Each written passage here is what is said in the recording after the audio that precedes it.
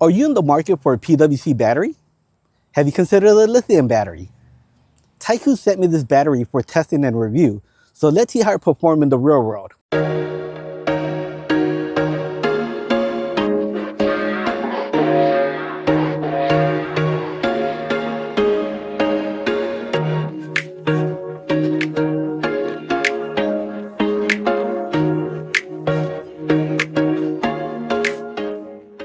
So full disclosure, TYKOOL did send me this battery for testing and review. This is their LFP20L-BS-PRO. There are no strings attached with this review. They simply said, test it, make a review video on it, and yeah, that's it. So no money was exchanged. No, you have to talk about this, you have to talk about that, right? Just a straightforward testing and review of this battery, my experience, and hopefully this can benefit, you know, some of my followers, some writers out there that are looking to transition to a lithium battery. Hey guys, I brought you indoors because I wanted to talk to you a little bit about the differences between a lithium battery and its biggest competitor, the AGM battery. So an AGM battery is typically what you would find in any power sports vehicles, whether it's a motorcycle, PWC, side-by-side, even in your cars. This is the traditional battery that you will find in just about any motor vehicle now. Lithium batteries have been around forever, but they have been making strides in not only their performance, but their technologies. So let's talk about dimensions. My 2023 Sea-Doo GTX uses a Group 20 battery. This is the old battery that was in there. This is your standard lead acid AGM battery. TYKOOL decided to match the same size, width, and height of the battery. So physically, they should pop right in and replace your legacy AGM battery. The next physical difference is the weight. Your traditional AGM battery will weigh between 13 and 15 pounds on average. Lithium is extremely light. This came in at about 4 pounds on my scale, whereas this came in at 14. So that's about 3 times the weight difference for the same size battery. When it comes to maintenance, both of these batteries are sealed. So it's not like the legacy lead acid batteries that had to be maintained, refilled. AGM batteries and lithium batteries, as long as you have a modern trickle charger, you'll be good. Just keep in mind that it has to be a modern trickle charger that supports lithium batteries if you decide to go with the lithium one. If you purchase a trickle charger maybe in the last 5 years or so, chances are that it will support lithium batteries. But if you have one that's a little bit older, that maybe your grandpa handed you down, it may be time to upgrade and get one with modern technology. The other benefit of both of these batteries being sealed is that they give you some resistance towards water and dust. Now, the AGM battery does not specifically call out any IP rating, whereas the lithium battery, TYKOOL battery, gives you an IP66 rating. Some additional features that the TYKOOL battery provides is, I mentioned earlier that this has the BMS, the battery management system. Not only does it tell you the state of charge and the output voltage, it also has several sensors inside that are used to not only protect the battery, but to protect whatever the battery is connected to, whether that's your PWC, your side-by-side, your lawnmower. So some of the sensors that they have is a heat sensor. If it gets too hot, it'll cut the battery off to, again, protect the battery. If it's too cold, it'll cut the battery off. It also has a discharge sensor. So if it's outputting more power than what it's supposed to, it will shut itself off. As well, if you are charging it with too much power, it will cut itself off. The other sensor that it has is pretty much a drain sensor. Lithium batteries don't like to be drained all the way down to 0%. So they go into a protective mode in which it will shut itself off. So lithium batteries have been dropping in price pretty much throughout the last couple of years, and they are comparable now to AGM batteries. However, when looking at lithium batteries, the biggest thing you want to look out for is the battery management system. That's really what makes or breaks um, the batteries and its performance. Obviously, you want to look for a battery that has all of those sensors that I just discussed, not simply because it protects you, right? But with that in mind, um, BMSs have gone through a lot of changes throughout the past couple of years. And I think that's kind of what gave it a bad name, is that people didn't know how to really work with them. They didn't understand what these sensors were doing. So a couple of years ago, when a BMS had a fault, you had to do essentially a hard reset, which was it would go into its protective state, and you would have to connect a charger and force power to it to not get out of that protective state. TYKOOL and its BMS is programmed so that if a fault is detected or set off, once that it's back into its normal range, it will automatically reset itself, right? So if it gets too hot, it'll cut power to the battery, and then once it goes back to normal operating temperatures, it will automatically reset itself and you could use it. The only exception to that is if the battery gets too low on power, right? If you let it go all the way down to zero, lithium batteries don't like being discharged all the way down to zero. In that case, in that scenario, you will have to hard force it to accept charge again. But in every other scenario where a sensor is triggered, it will automatically reset itself and begin operating again as normal. So before we talk about the test results, let's talk about the 3 key metrics that we care about: the baseline and what is still considered acceptable. So the first metric is going to be amp hours, right? This is just simple, how much energy these batteries store and how much you can get out of it, right? Pretty straightforward. The second metric is the cold cranking amps. This is how much you need, that quick draw energy that you need to start your motor up.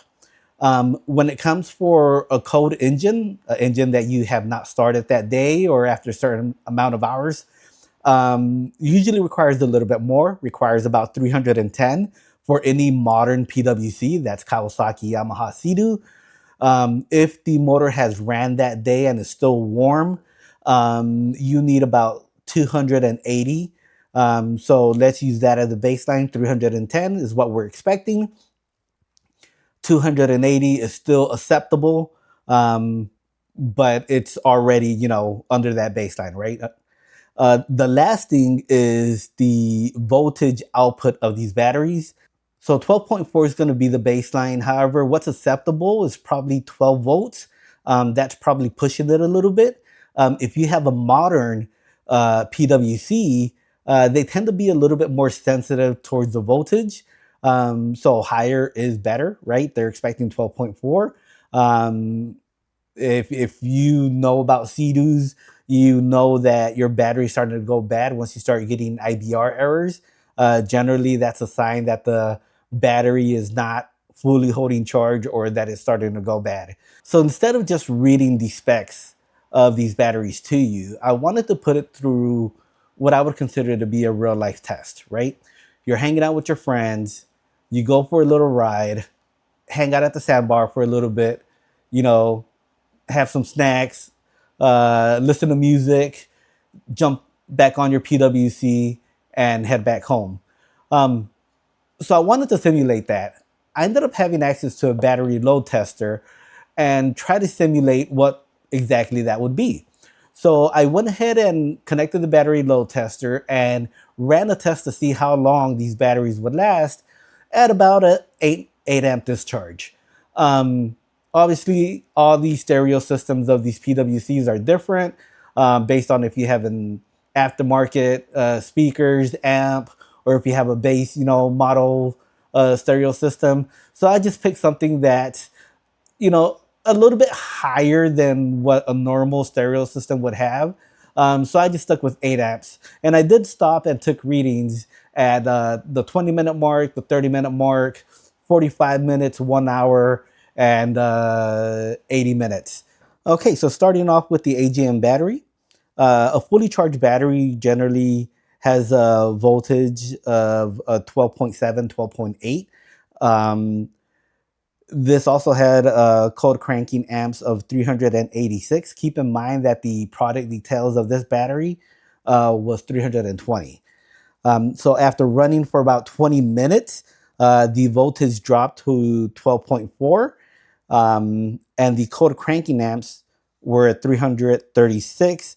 The state of charge, according to the battery reader or battery tester, was 76%. I continued running the test. At the 30-minute mark, the voltage dropped to about 12.27. Keep in mind that 12.4 was our target voltage. So now the cold cranking amps is 327, and it had a state of charge of 59%. I ran it to the 45-minute mark. Now it's below our acceptable voltage, which is 12.13. The cold cranking amps is 309 with a 41% state of charge. So after running, a load test of 8 amps for about 45 minutes, we're starting to get to that line of it's going to be questionable if this will start your PWC. Chances are yes, it will, according to what we're looking at here. But we're starting to hit that mark where performance is definitely being impacted. So after 60 minutes, the output voltage was 11.8. The cold cranking amps is 280, and the state of charge is 16%. So at this point, we already hit our limit, right? Our voltage is below what our baseline or acceptable values are. The cold cranking amps, 280 is the minimum when your engine is warm. However, if you've been at the sandbar for a couple of hours walking around, it's definitely questionable if this is going to start. And 16% state of charge, it's pretty much over. So at this point in time, I decided to pause the test. Okay, so now let's talk about the lithium battery. So the lithium battery, at fully charged, they usually are at about 14.2 volts to 14.4. However, once they start outputting energy, they generally settle at about 13 volts. So as we see here, starting out 14.2 volts, the state of charge was 100%, but the cold cranking amps was at 647. I let it run for about 20 minutes, and the voltage tended to settle down at 13.2 volts. With a cold cranking amps of 651, and the state of charge was still 100%. I'll get back to that a little bit later.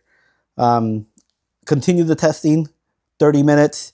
The voltage was 13.1, and the cold cranking amps went up a little bit to 655, state of charge 98.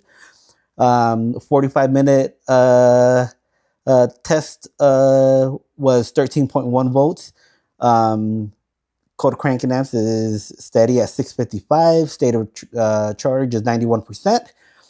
So now we're at the part where the AGM battery was starting to have some performance issues, whereas the lithium battery still appears to be going strong. At the 60-minute mark, the lithium battery had an output voltage of 12.9 and cold cranking amps of 662 with a state of charge of 83. Because the metrics were still acceptable at this point, I continued the test and went to 80 minutes. At this point, the voltage was 12.2. Cold cranking amps was 691, and the state of charge was 4%. At this point, I felt that, even though the cold cranking amps and the voltage was still in the acceptable range, I didn't want to take this battery down to 0%. Again, lithium batteries don't like that. But I was kind of surprised at the cold cranking amps. 691. Keep in mind that this is rated at 600. So I started to doubt my testing tools, right? I was pretty confident with the voltage because I had multiple ways to read that. Cold cranking amps, I only had one way to test it. That was with a Ansel BA301 battery tester. It's intended for lead acid batteries. However, it can be used on lithium batteries. It shows that it's compatible with lithium batteries. Um, so I was kind of curious, right? I was like, let's test it. The next day, I went ahead and connected it to my Sea-Doo just to see if it would start up, and this is what happened. All right, guys, so I did a quick install of the battery. Let me see, I did sitting at 4%. Let's see if it's at willing to start.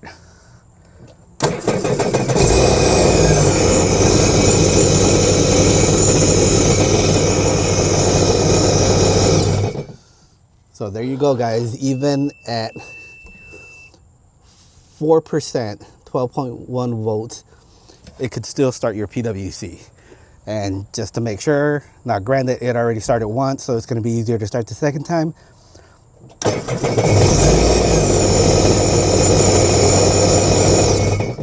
But there you go. That's what you want to see in a battery.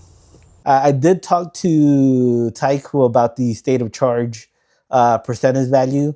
The only way I had to really read that was by pressing the button up here and by taking the voltage. You can do some math with the state of charge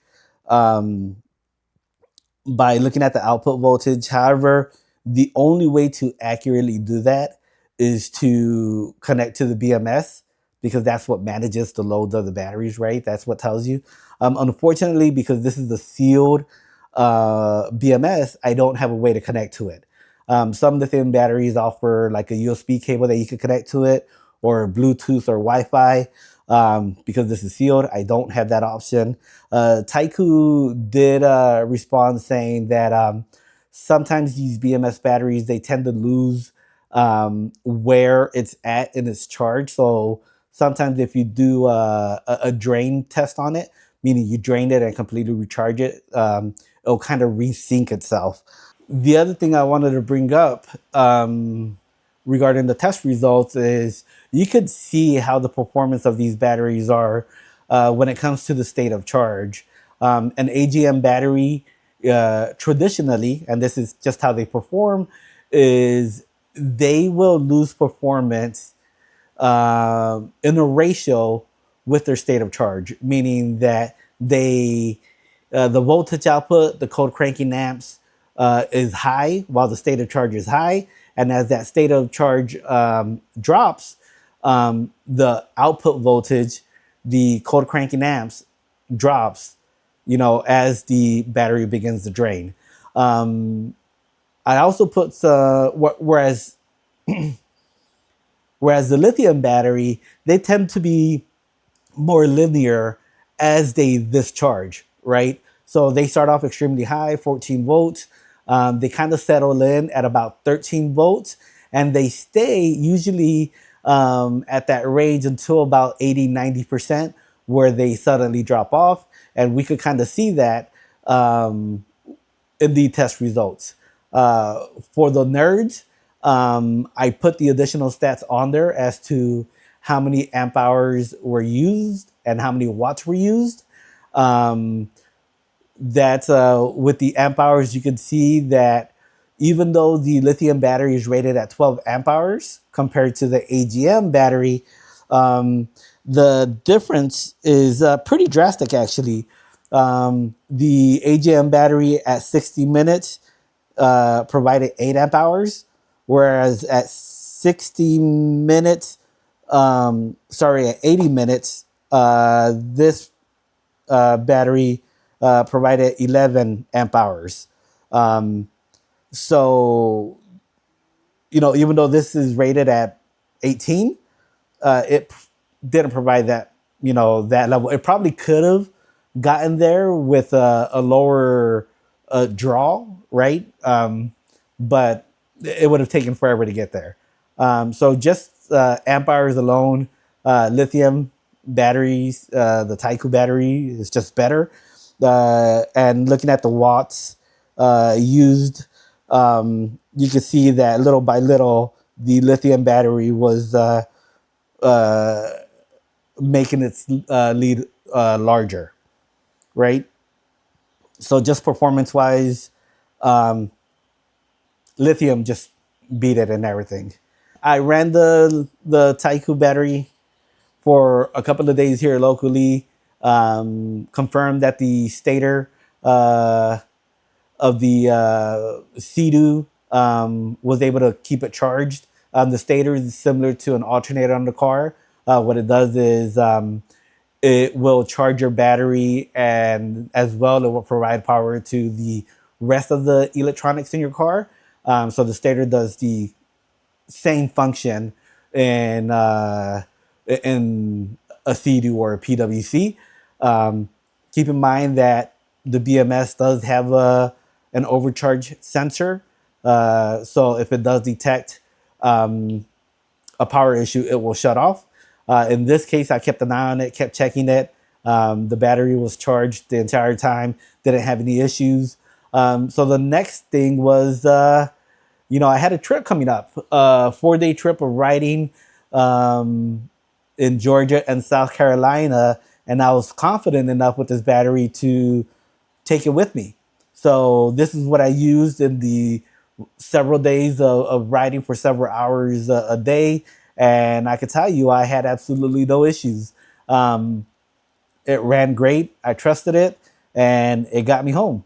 Right. So at this point, with all of the testing I've done, from in a lab to real life testing, I could say that, I could recommend this battery. It performed well, did great, uh, never had an issue with it. The state of charge issue, it's minimal, right? It's nice to have, but it's not required. And there is a workaround to try to get it working, although I didn't test it. Um, but yeah, I'll keep running this battery in my Sea-Doo for a couple of months, and I'll do a follow-up review here in 6 months to a year to see how it still performed. But yeah, like I said, I could recommend this battery, no problems.